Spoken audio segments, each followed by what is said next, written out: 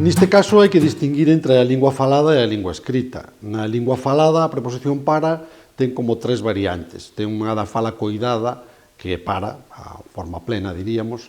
Ten unha da variante máis da fala informal, da fala desleixada, que é pa. E ten unha variante, diríamos, tradicional, que é pra. Para non contrae nin na fala nin na escrita, a forma plena non contrae, que é que se escribe, de feito, non contrae. Agora, as formas reducidas, pra e pa, sí que contraen na fala. Dicimos pra, pra, e pra, pro, e paró, pros, pras, falando dun xeito máis, diríamos, informal, máis descoidado, po, pa, pos, pas. Entón, claro, evidentemente, na escrita, o que temos que utilizar sempre para o, para os, para a, para as, sen contracción, pero sí que na fala temos esa posibilidade de contracción.